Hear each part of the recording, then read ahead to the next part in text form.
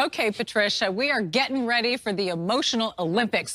How do we make our emotions more positively contagious to impact those around us?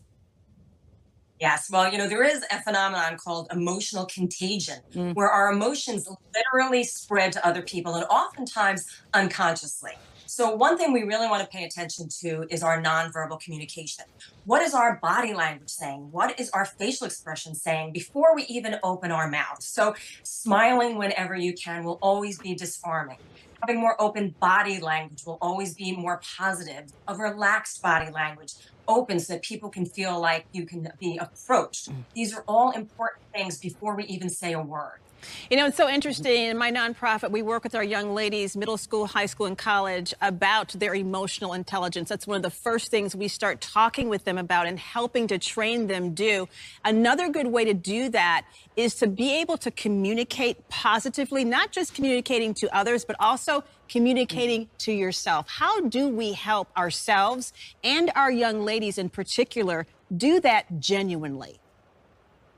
Yes, well, there's so much that we can't control externally, but what we do have control over is our thoughts and our Mhm. internal world and regulating our own emotions. So, first and foremost, reacting and responding. Big difference. When we react, it's a knee jerk reaction. We're letting our emotions get the best of us. But when we take a moment to just stop, catch our breath, breathe, observe, and then choose how we want to respond, that is a high level of emotional intelligence because we're not letting our emotions control us. We're taking control of how we're going to respond. Patricia, this is one I really like, and that is infusing humor and laughter into Mm. interactions with people. Explain how that is disarming and what it does in the connection.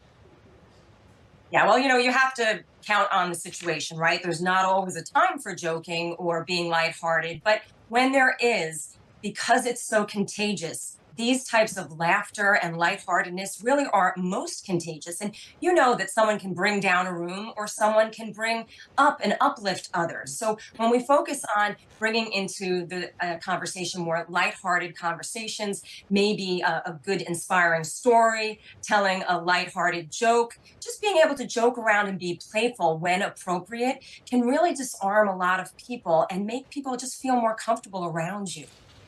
That's so very important. You know, Mhm. one thing that's key to making a group stay at ease is being calm yourself under Mhm. pressure. I know I always tell our girls in our leadership academy, know the difference between your feelings and what the truth is, because feelings can change, it can lead you astray, but truth Mhm. is something you can always count on. How impactful is it, and what is the best advice to helping people control their emotions when they do find themselves in those situations that can quickly allow your emotions to take over?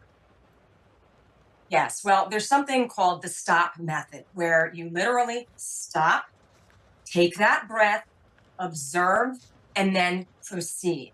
And, we all look to leaders, teachers, coaches, whoever is in an authority position. We want to feel that they're calm. If I get on a plane and the pilot gets on the plane and looks agitated, I'm now feeling Mm. agitated. So we know that we're setting the tone if we're in a leadership role or just among our family and at work. And when we approach things with a more calm, easy type of style, that will make other people feel more calm, less anxious, and more secure. We really need to know, what are we bringing in? What is that Mm. energy that's going to reflect back to us?